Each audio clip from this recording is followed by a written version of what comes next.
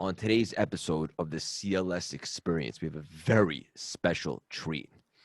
He's a coach, a speaker, a visionary, a juggernaut. He's been my silent mentor for quite some time. He's the founder of the world famous motivational site, Addicted to Success, which has generated north of over 300 million views. Please welcome Joel Brown. How you doing, my man? Craig, thank you so much, man, for bringing me into the experience. I love the name of your podcast, The Experience, because that's what we do, bro. We get to experience something amazing in our life that has transformed our life. And then through our platforms, now we get to bring people into that experience as well to live a better life. So love the name, bro. Checked out your content. I love what you're up to. You're all about leadership and getting good content out there and really just connecting and meeting people where they're at and transforming their lives. So much respect. Thank you so much for saying that, my man. And you have no idea how big of a fan I am of you.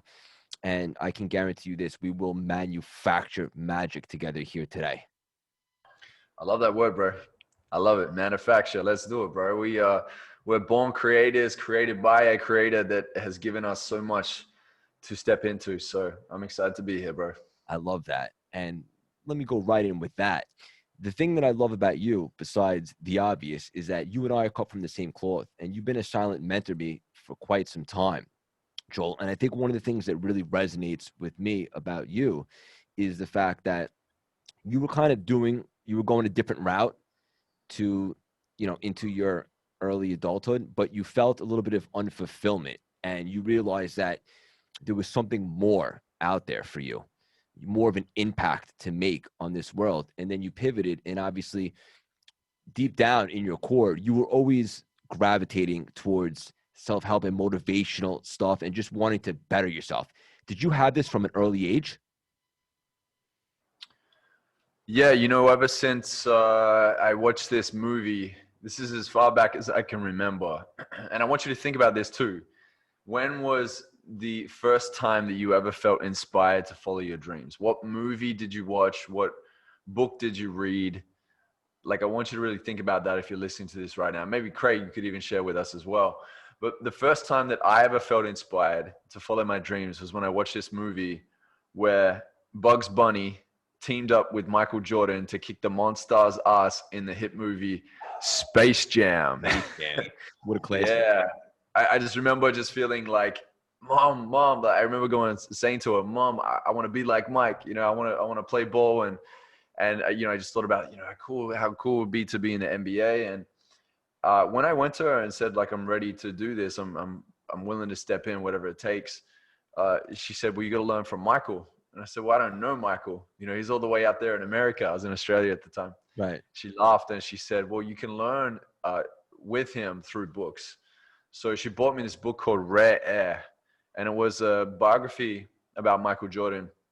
I remember taking it to school every day. It ended up getting taken off me like 4 or 5 times.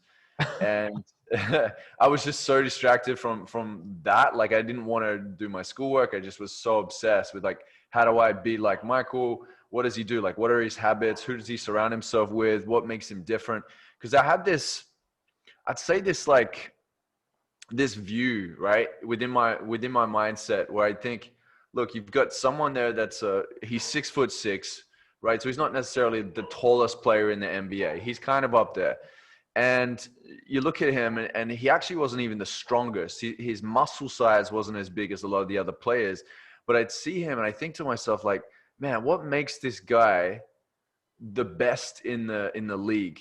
Like, what makes him the best? And I imagine with my little, 7-year-old brain, like zooming in and having like this, X-ray kind of vision of like all these players. I'm like, they've all got beating hearts. They got, bones in their body and all that, right? Like, they're just like you and me, but there's something that they know. And I just had that from a very young age of feeling like, hey, if somebody else can do it, there's a way that I can do it. And little did I know that in life, you don't necessarily stick to that one passion. I went all in. I actually got really good at basketball. I was playing state when I was younger.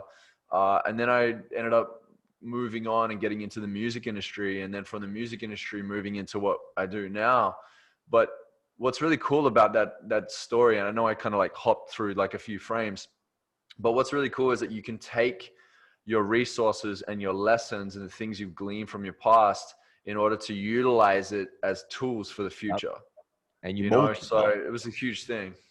Yeah, and I love that you said that because, I studied all these mindset tweaks and NLP for years, and one of the things that really got me to build this Craig 2.0 persona that's speaking to you here today is the fact of modeling.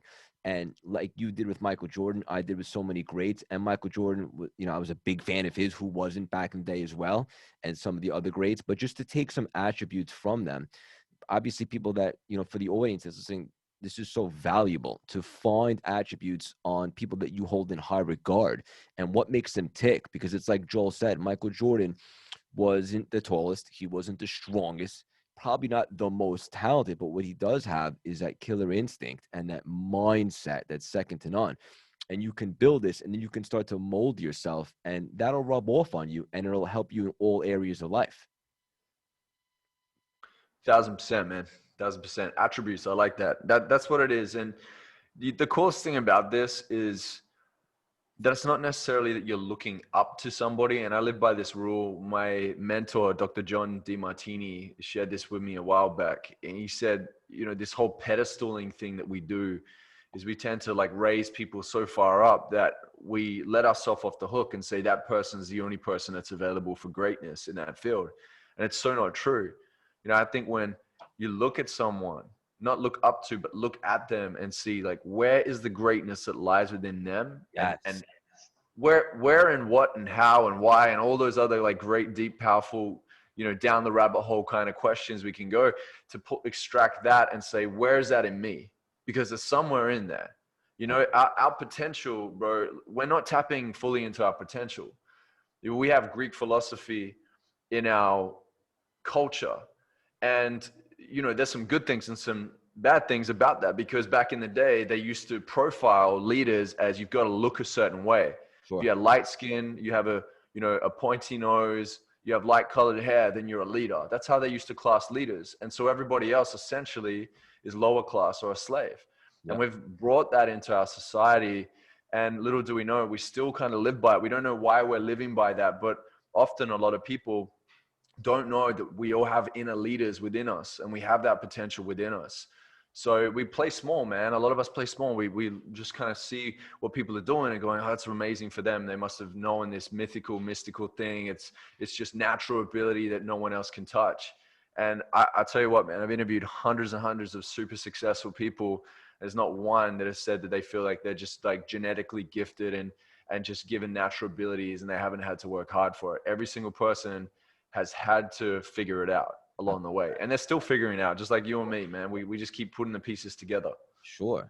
And one of the things that you just said that triggered something in me that is fun to think about is you said rabbit hole. And for me, when I first got to Wall Street after college, and that's kind of when I started to revamp my mindset and become really a grown man. And then ultimately throughout my journey, that would lead me to what I'm doing now, which is my purpose and helping people and inspiring people. But I would go down the rabbit hole, as I like to say, with sharpening the axe. And what that means to me is just reading and researching and journaling and finding out what makes these exceptional people tick. What is it about them? What makes them so great? What is it? And it's like you just said, can you relate to that? Going down the rabbit hole and really trying to dive deep into what makes these people so phenomenal at what they do. Bro, this is my life. This is what I'm signed up to, man. This is it. Like, the, I I said I was talking to my copywriter the other day. I said, dude, because I'm researching a lot right now. I'm piecing a lot of things together. I'm writing my book.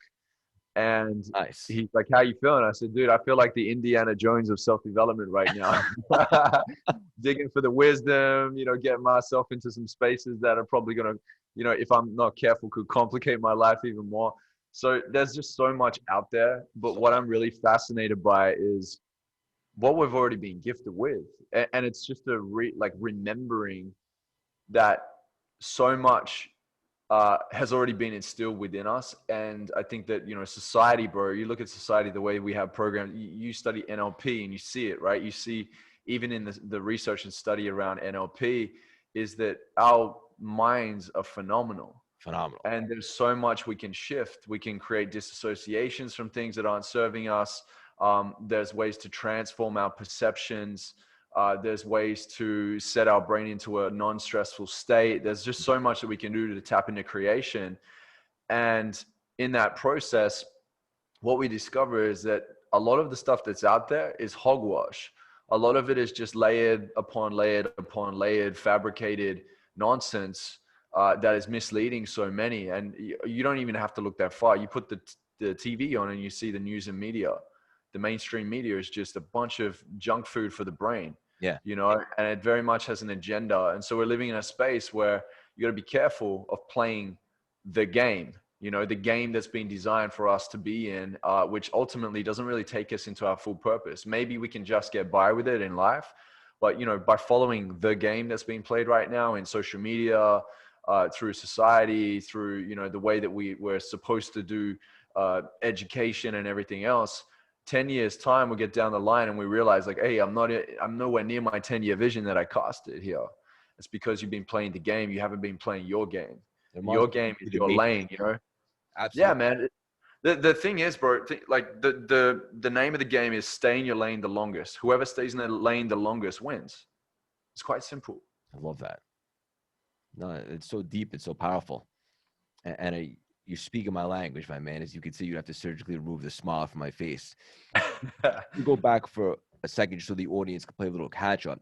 You were originally a little bit way back. You were in Miami doing the music thing, and it was pretty cool. And you were having some success, but it wasn't fulfilling that burning desire in you. And it was about this time that you went back to Australia to kind of find yourself. Is that accurate, Joel? Yes. Yeah, it was for sure. You know, I kept pushing. You know, when you have that feeling within, and for me, it was this feeling of coming out of alignment from my God-given purpose. And I had the whispers of wisdom. I call them the whispers of wisdom. It's like, you know, the tap on the shoulder from God saying, hey, it's time to turn the steering wheel now. We're going this way. And I had that tap on the shoulder for like 3 months straight till I was like, okay, I surrender. I pay attention to this. Let's go. The reason being is because, you know, we were at red carpet events. We were in the studio with people like Pitbull and Usher and, you know, Kelly Rowland, and working on tracks with like Ludacris. And my producers ended up working with, you know, Kanye West and A$AP Rocky. You know, we had some big things happening. And I spent from the age of like around 12, 13 all the way to 21, 22 in this like achieving the vision that I had set at that time. And I think the hard part was learning to trust myself and learning to trust God, and listening to that guidance of like, hey, there's more here. And what's really interesting is my friend at the time, who I was managing as a producer, when I stepped back, he took it personally. And I understand why, because it was like, how do you understand someone's vision when they're just sharing like this, like, I don't know where I'm at right now, but I need to go back to Australia and we need to work, I'm going to work this out. And I have everyone around me projecting doubt and saying like, are you sure? Are you sure? Like, what if it's not, and all that, right?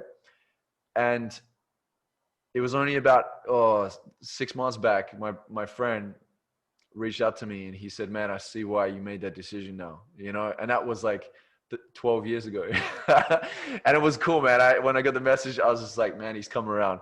And dude, I've done this in my life too, like not understanding someone's vision, not understanding where they're at.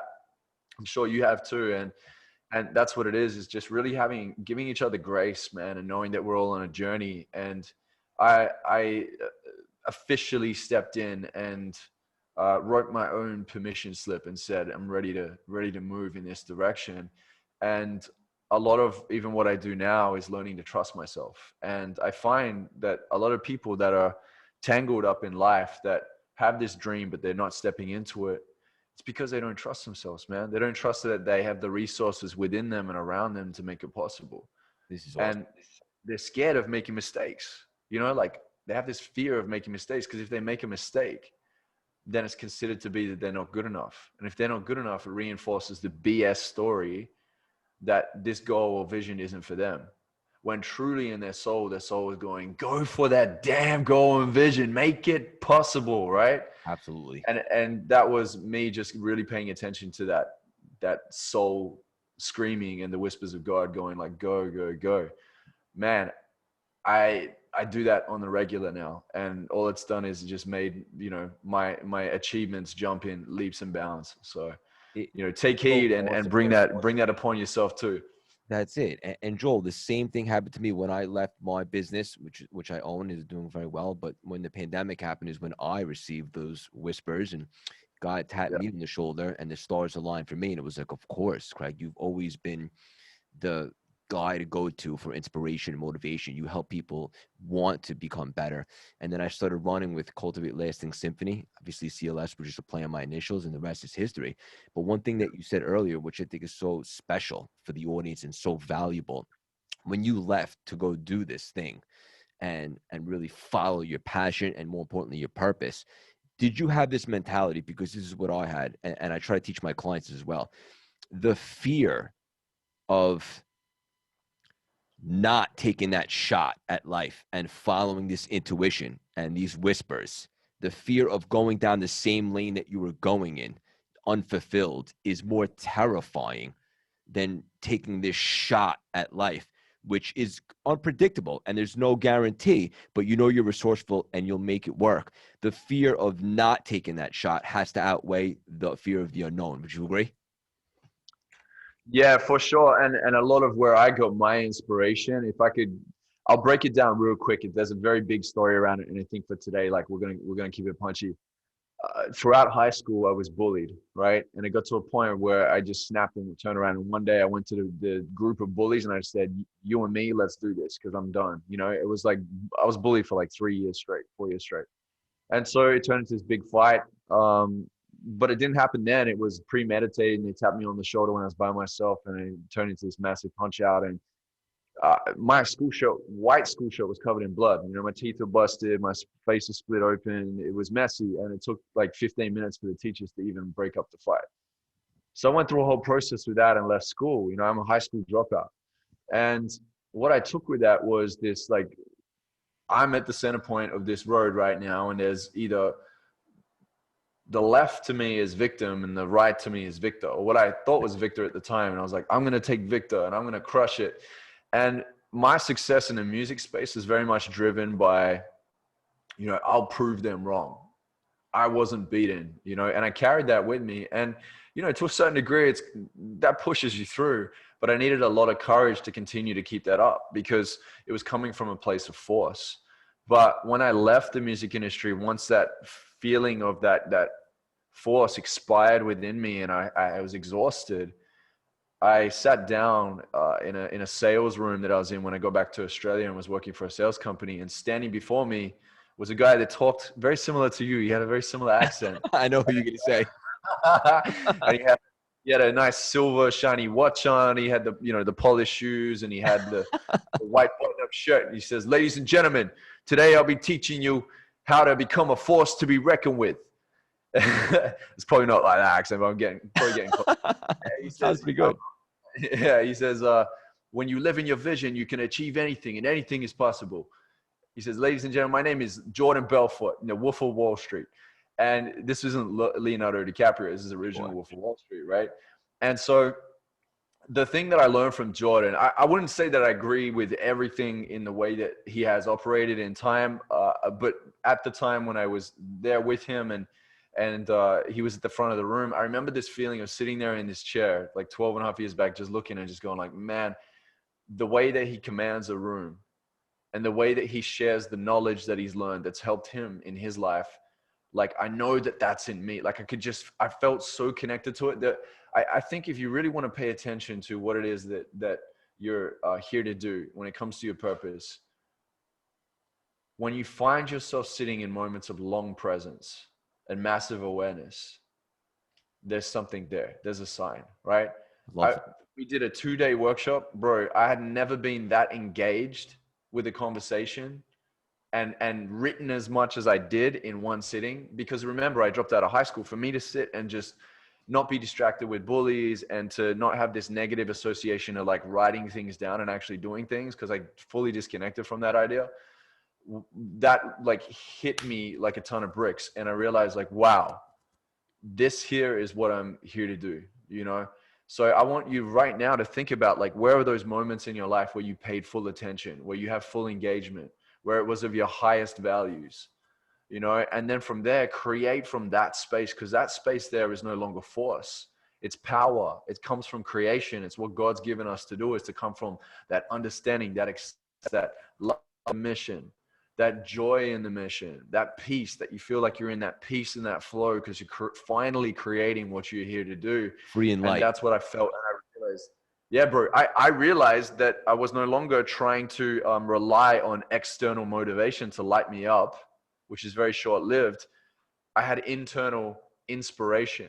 I had the torch from within that was lit. Inspiration means to be in spirit. I was inspired from within. And I realized in that moment, wow, now I'm standing in power. Oh And yeah. I've been standing in it ever since, man. There's no force anymore. It's power and it's inspiration, not desperation. And that's huge for the audience, because what Joel's saying, and correct me if I'm wrong, inspiration and motivation is temporary. Anybody can watch a good Rocky movie, get excited, and work out for a couple of days. But when you're in that position of power and you're aligned and you find your true purpose, that's life lasting. That ain't going anywhere. Absolutely, man. You know what? I have this kind of recipe that I live by myself, and I teach a lot of my students, is inspiration plus integration within your committed vision equals transformation. Because, and I say integration because this is what it is that most people are possessed by ideas. They haven't fully integrated it within themselves. Like I can watch a Tony Robbins video and say like, oh yeah, well that makes sense. And I can, you know, stand there in front of you and share it with you. That means that I have understanding. And there's three levels to learning. The first level is knowledge, which is listening to this podcast, is reading a book, checking out some articles on websites, right? That's knowledge. The second level is understanding, where we can share it with a room full of people and the people go, oh, cool, I get what he's saying or she's saying, right? The third level, which is the ultimate, is wisdom. Wisdom is when you've embodied it, you've lived it, you've breathed it, you've fully integrated it. It's cellular within your system. And the cool thing about that, Craig, and for everyone here is listening right now, is that no one can take that away from you. That's your story. That's your wisdom. That's your value. That's your skill set. That's your whatever you've worked for in that process to obtain. That's your experience that no one gets to take away from you. There's that word Pretty again. powerful stuff. Of this. This is really powerful. And for the audience listening, this is everything. From there, Joel, I have to ask you, because the world wants to know if they don't already. Where did you come up with the name, and when did that come to fruition? Addicted to Success, which would obviously launch you to where you are today, eventually. Yeah, yeah. Well, when I sat down that day in the room with Jordan, something clicked within me, man. I wouldn't say that it was something specifically that he said. It was just more like being in this like super high energetic moment of feeling super inspired. At the start, I'm not going to lie, when I started to write out my 10-year vision, he's like, write your 10 years and we reverse engineer it back to this current day I and love write that. it in as much detail as possible, which is really cool. It's a cool way to do it because we're so used to just thinking forward. He's like, start forward and come back. It's so effective. Yeah, for sure. So I started writing it out, and it was kind of tough at the start because I'm kind of going through my beliefs. So like, is it possible? Am I, wise enough to this yet? Like, oh, maybe I don't have the skills yet and so on. But I wrote it and went like, let's just write it and have fun with it. And I got to the point where I just could not stop writing. I was writing and writing and writing and writing. And in that writing, in that moment of flow where it's this like connection to God, and it's this like, this information is flying through me as the dots are connecting and going like, this makes so much sense, was that I realized that in order to really have bigger impact, we must create a movement. Like the experience that you have here with your podcast and with your brand, you're creating a movement around this. That's right. And the ideas and the philosophies and all of those, concepts for a better life and the possibility that's in it, you want to create a movement around this because it's about attracting your tribe, right? And I realized that I was playing the long game. I was ready to wife this damn thing. I was like, I'm in it, I'm committed, ready to go. And it's really cool because when I had a conversation with Tony Robbins, he was saying a similar thing. He said, Joel, so many people dabble. He said, it's about mastery. And this was something that him and I really vibed on. And he said, he's like, man, I can tell that you're committed to that. He said, there's a difference. that you can feel within an energy of somebody, whether they're just like playing around or if they're actually ready to stay. Correct. And he said, if you stay in the game for at least a 10-year minimum, your name will ring bells. You know, you rise to the top. And that's what people are really like looking for, is who are the people that are really committed to the game. And all my students that I coach, if they're ready to become a coach or, you know, build upon their brands, I ask them, are you ready to do this for at least a 10-year minimum?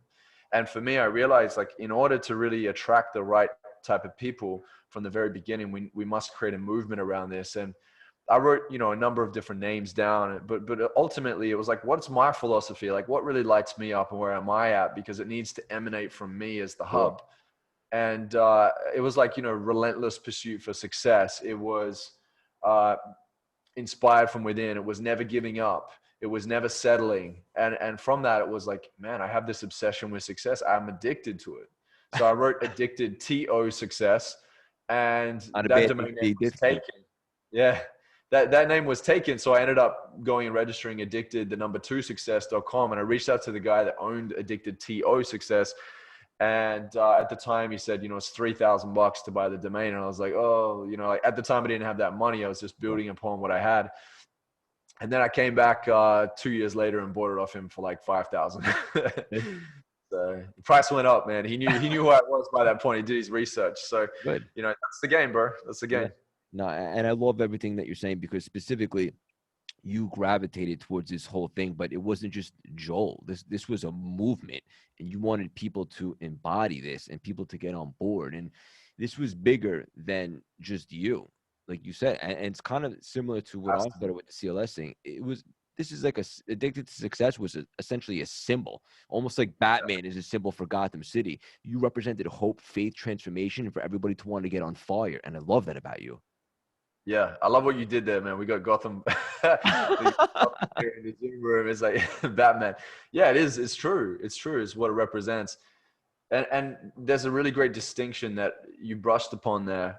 And that is that if I'm just to make my vision just about me, then ultimately all it really is a personal ambition, which is great, because some people that haven't been ambitious need to step in and practice that personal ambition and achieving.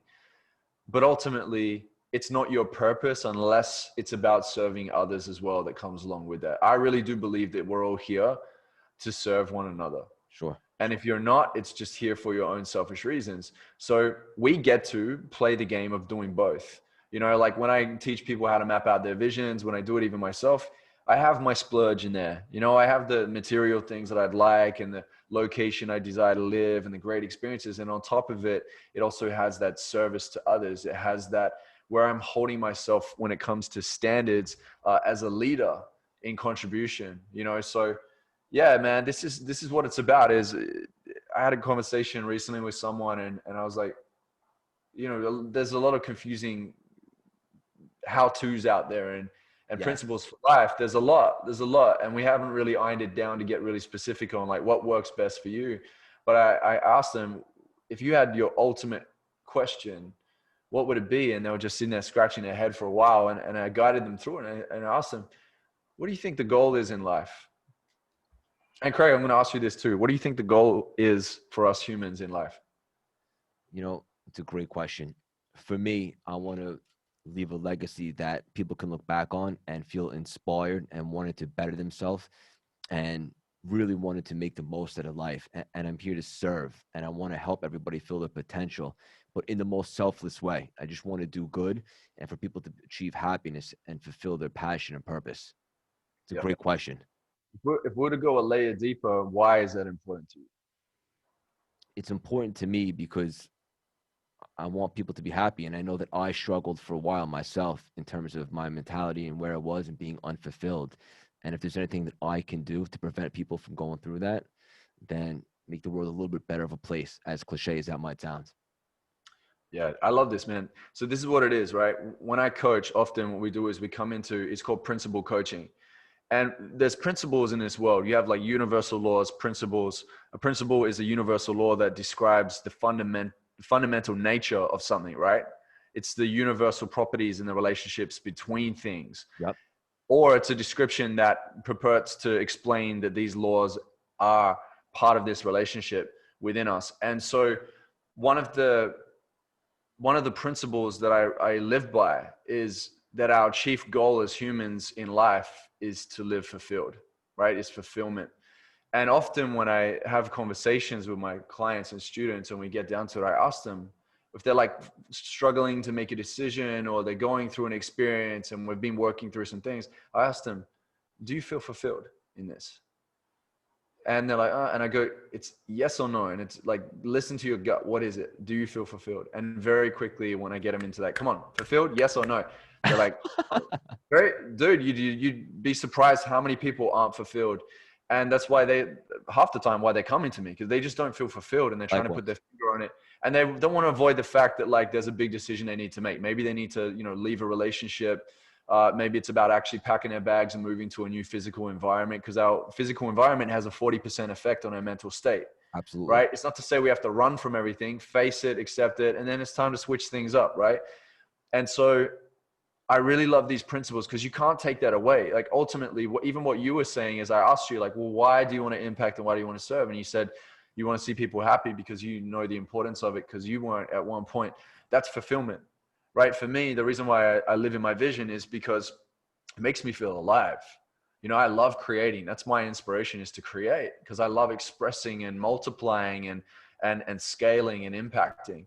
But I love that because it makes me feel like my cup is being filled. So if there's anything you take away from this call today, this episode today, is just to really think about, like, if you were to write down, let's explore the 8 categories of life. You have business and career. So like, if you've got a pad and a pen, write this down, note it into your phone, however you need to do it. You got business, career. Okay. The second one is wealth. Okay. Wealth, finances, right? The third one is relationships, romantic relationships, right? The next one is family and friends. That might trigger some people. The next one is fun and adventure. Yep. Okay. Then we have physical environment, which is what I touched on before. And we have, on top of that, we have self-development, and that could even be spiritual development as well. And then the final one is health. I Okay, love so you how got, spiritual you are, by the way. Just had to say that. what was that? I love how spiritual you are. Thank you, man. Everything with Yeah, the my alignment, relationship with just God is speaking super to you, important. it's very contagious. Yeah, dude, that's what it's about, man. As we're being given the gift to be in connection with God, and a lot of people edge him out, and they wonder why their life feels so out of alignment, right? Yep. But if you have a look at these 8 categories next to it, rate yourself from a scale of 1 to 10. How fulfilled are you in these categories? Because so often what we do is we try and work it all out in our head. We don't actually sit down and write it out and get clear to see it in front of us.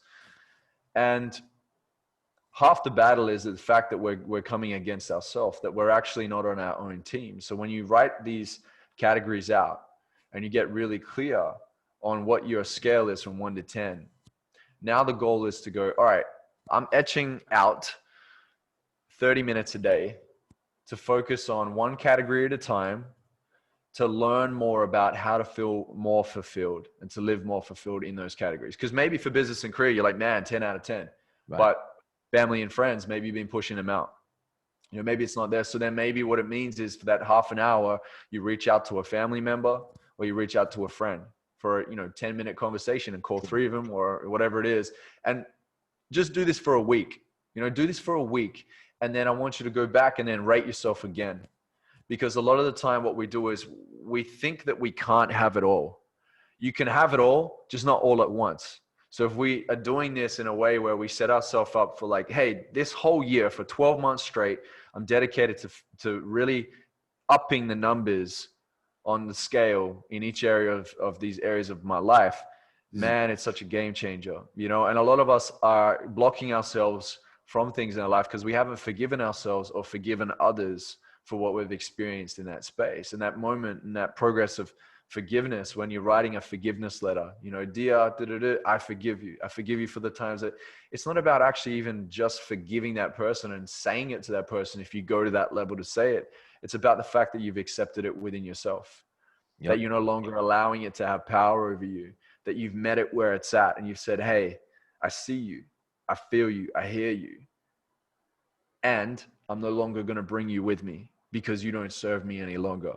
right? So like just that clearing out, like letting go of that boulder from the past and moving forward The with shackles, like strength. remove those, as I like to say. Yeah, absolutely. This is awesome. This is so powerful and deep, and especially what you just touched upon in terms of owning or making peace with the past. A lot of people carry that around with them, and it's very heavy, and it's hard for them to fly. Yeah. Jordan Belfort shared with me when I was mapping out my vision. When I was younger, I'd got into drugs and, alcohol and just like crazy party life. And I held a bit of shame and guilt around it, because I felt like I needed to be somebody that was in the light, that was inspiring, that had my life together in order to really do well in the space that I was creating with Addicted to Success as a speaker and as a coach. And I remember sitting there writing this out, but like feeling this pinch, like, oh man, do I really deserve this?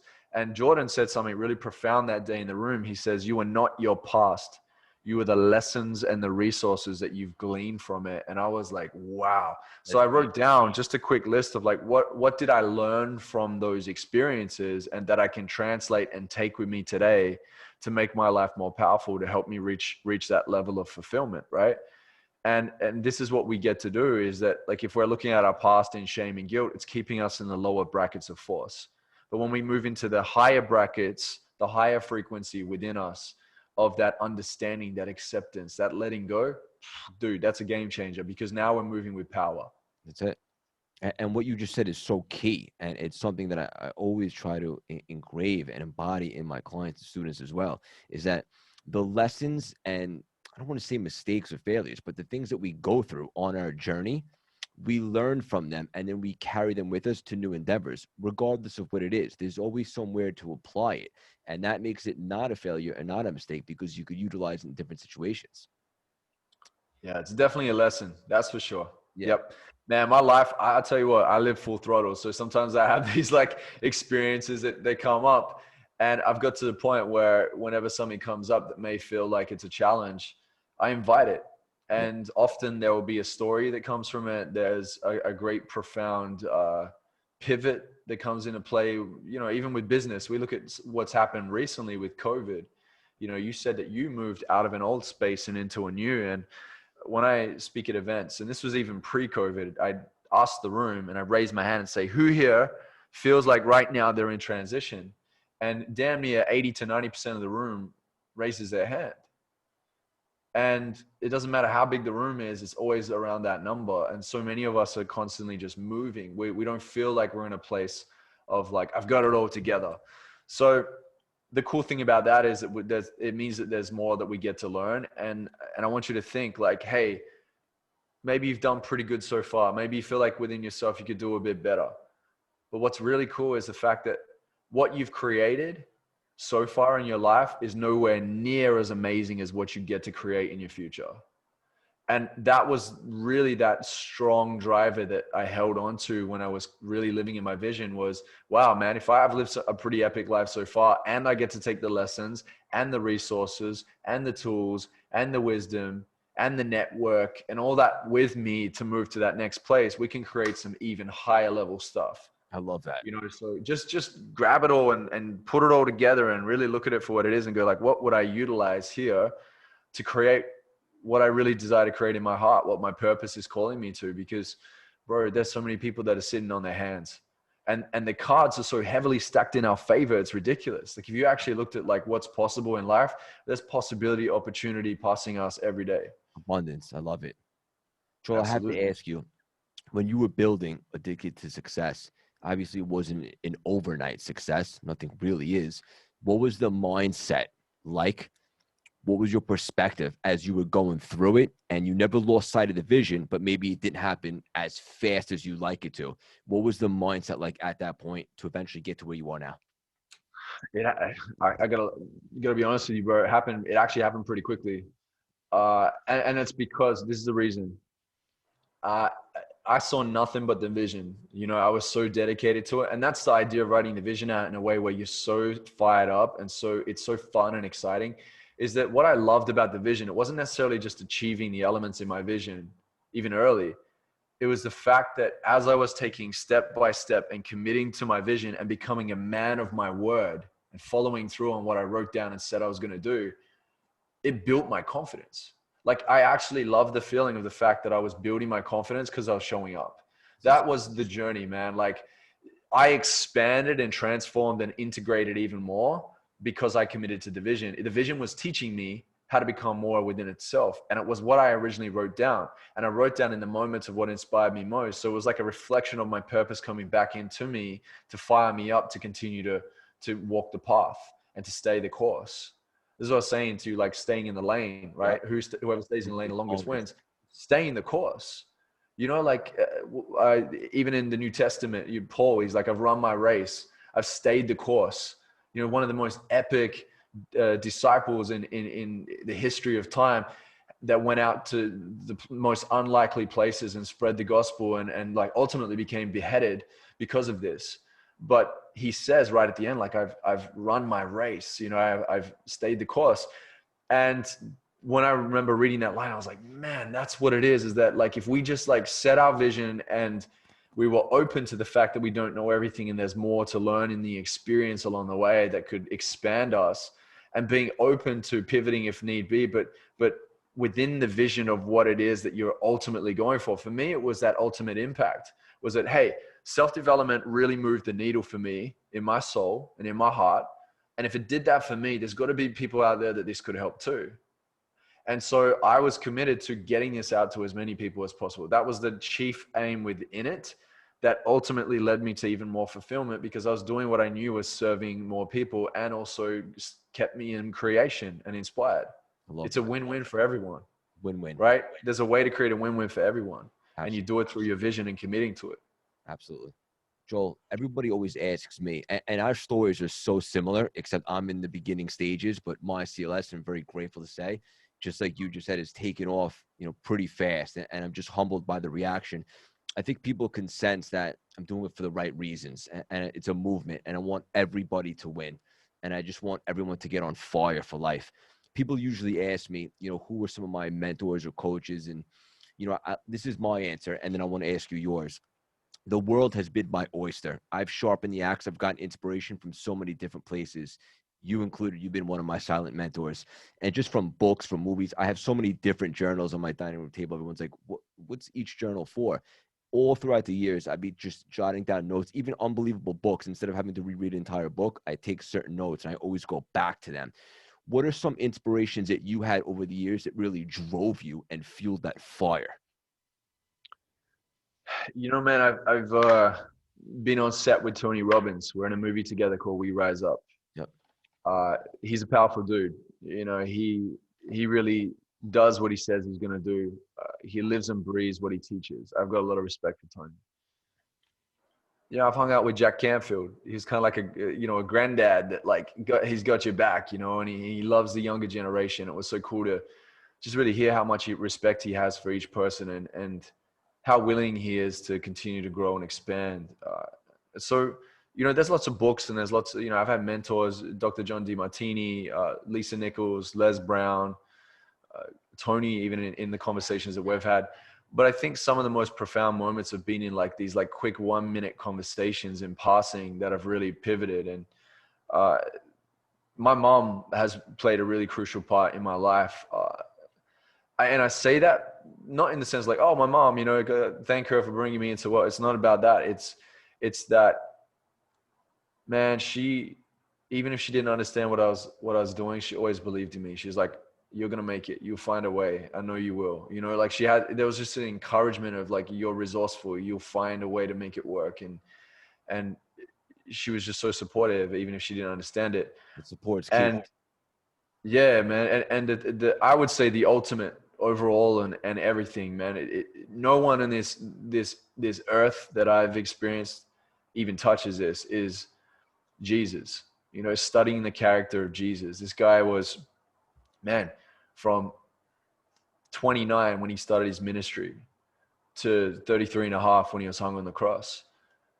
This guy was like a poor carpenter boy that recruited some of the most unlikely men, you know, fisherman, physician, tax collector, to go out there and to live and fulfill his mission. And he didn't just like walk the earth and do his thing. He was as courageous as a lion, but as compassionate and empathetic as a lamb. He's the ultimate leader. right? And to be hung on the cross and to die and to be whipped where you see his ribs and they ripped his beard out and it like tortured all the way to the cross. And for him to say, Father, forgive them for they do not know. Like that's the ultimate love, man, is to come from that place still when everyone's throwing everything at you. It's insane to think like the courage in that in his heart. And, you know, to this day, over 2 billion people worship him. You know, like I think It's so I crazy saw to be saying the this. other day where someone says, you know, The Rock has like 200 million followers. It's like, wow, Jesus has got billions and billions over history. You know, so pretty epic stuff, man. Pretty epic stuff. And I look at it and I look at like, what's his leadership? Like, how did he show up? You know, not that he just spoke in parables and it was like a Rubik's Cube for those that are willing and open to understand and to be present, that wanted to use critical thinking and reasoning to see what was here.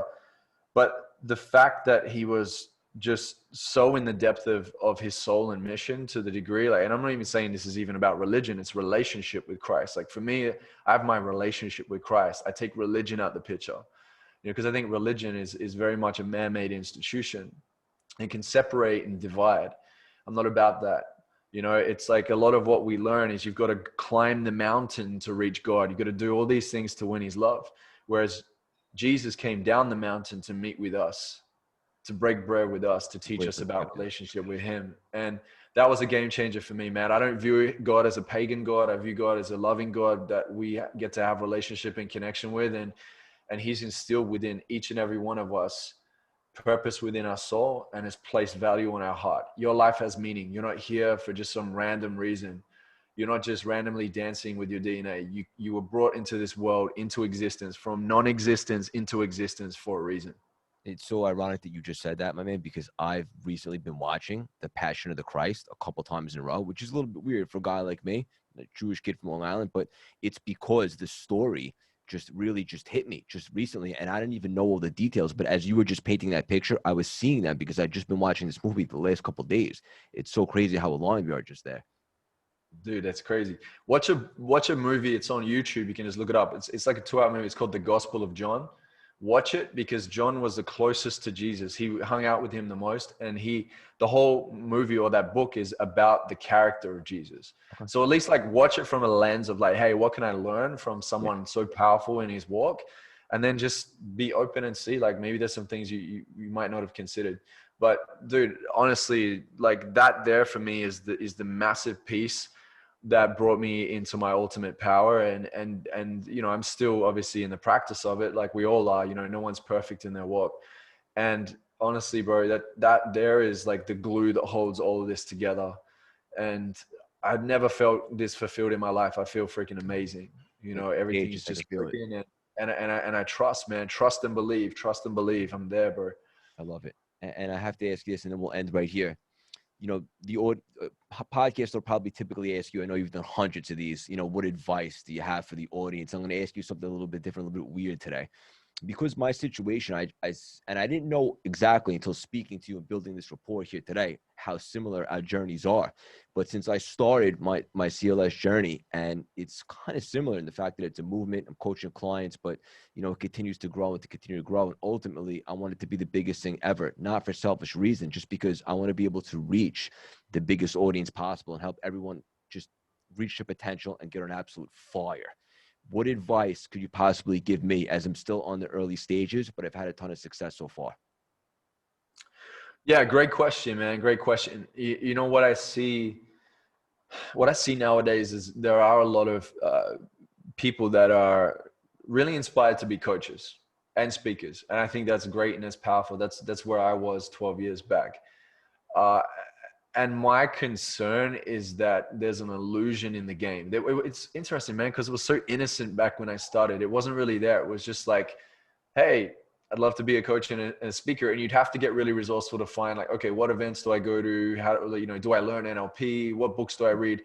And then it was very much, you know, getting yourself out there, connecting with people, getting clients, getting testimonials and so on. And then it was building your career from that space. My concern is I see a lot of people that are more driven through status and significance and the like perception of I'm a coach rather than actually getting the results, right? And that's the difference between being big and being great. Being big is getting a ton of likes. It's getting, you know, a ton of followers on your account. Even if you've paid for like, you know, 50,000 followers from India or Russia or Korea or wherever people are getting them nowadays, which by the way is really terrible. Don't do that because it warps all your numbers. It distorts your projections of where your campaigns will be. It just throws you out. It's not a good idea. Not to mention it, like people know because they can see you got like 50,000 likes and you got like 3 comments. It's very obvious. But that's and I get it. I get why people do that. It's because the social media is very much trying to indoctrinate within us that it's about being big, and that's what gets you the blue tick and gets you, you know, the sponsor deals and gets you clients. On the back end, what's even more important, if we look at more long game and actually staying in the game, like Tony Robbins and I were saying, was that it's about being great, and being great is getting people results, right? If I can facilitate transformation within the soul of a human being, when they come to me and realize that there is potential and they get a glimpse into how to shift in this potential, and I support them in achieving their dreams, then I'm a coach. I'm getting them results. Love that. And so in saying that, you got to look at like, what are you offering? What you're offering, does that give results? Because a lot of people can even launch coaching programs and they can do masterminds and everything else, and people can come through them and they've paid for it. Maybe 1,000, 5,000, 10,000, whatever it may be. They come into the program, but then in the program, they're just kind of going through the motions. And then when they leave on the back end, they're still essentially still a similar person to who they were. So they haven't really got results. What happens then is it taints the industry, and then people get skeptical about actually finding mentorship and coaching, which sucks. And then it makes it tougher for someone like you and me that's really focused on results to then have these conversations, because people are kind of on their back foot. So I like to really look at it in a way where if we focus on getting results first and foremost, this is where our most important play will be. That if I could create a system, you say the experience, I love that. Create an experience, a system, a formula, an experience that you invite people into.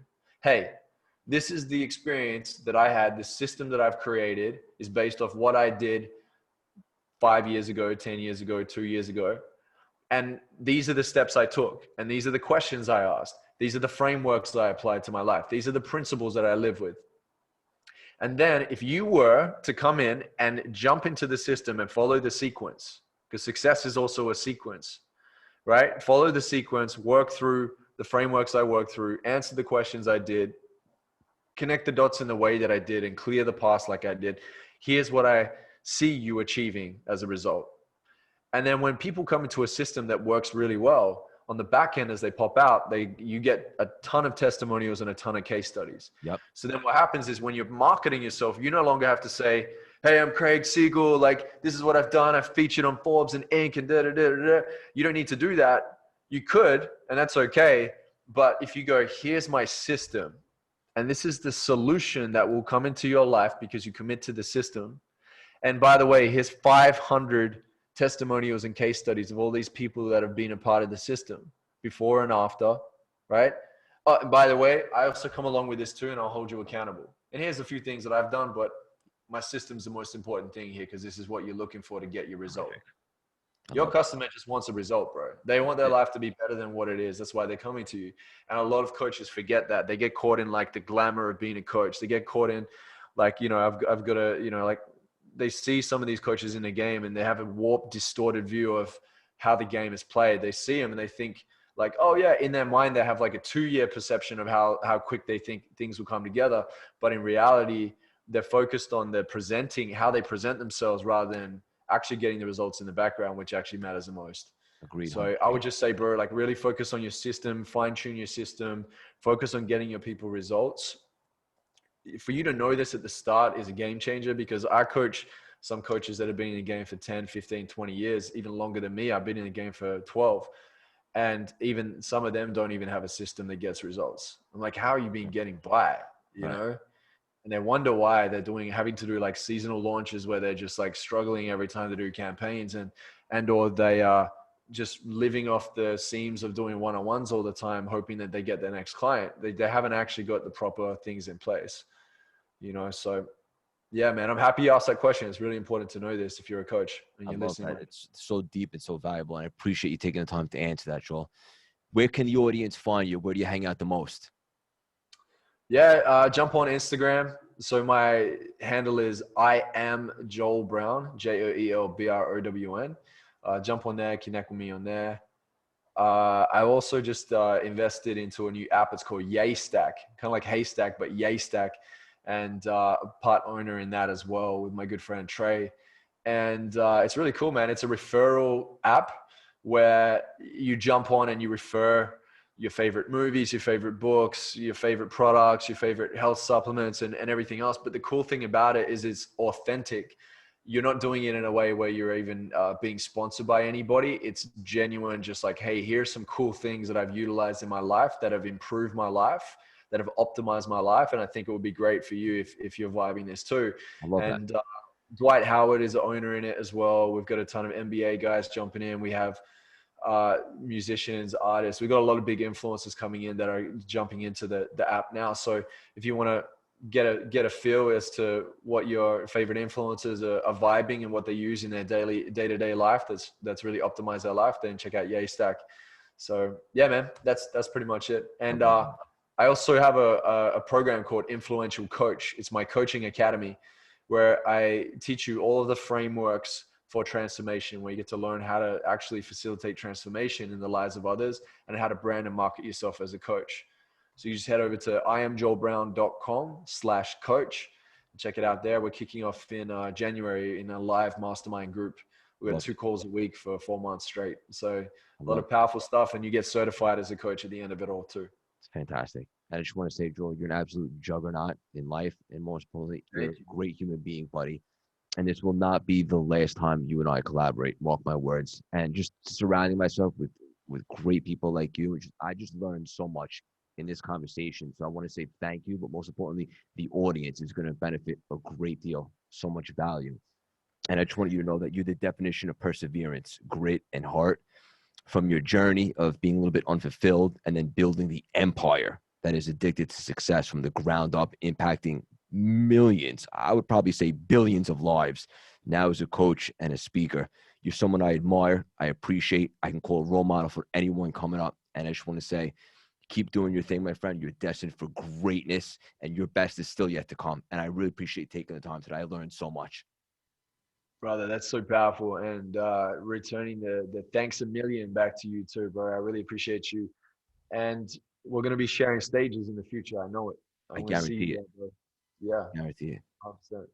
Enjoy Awesome. Bali, my friend. We'll speak soon. I will. We're going to get out of here, bro. I will. I'm when going to come the see you. world opens back up, come out of here for sure. I will definitely come see you. Awesome. Have a great day, buddy.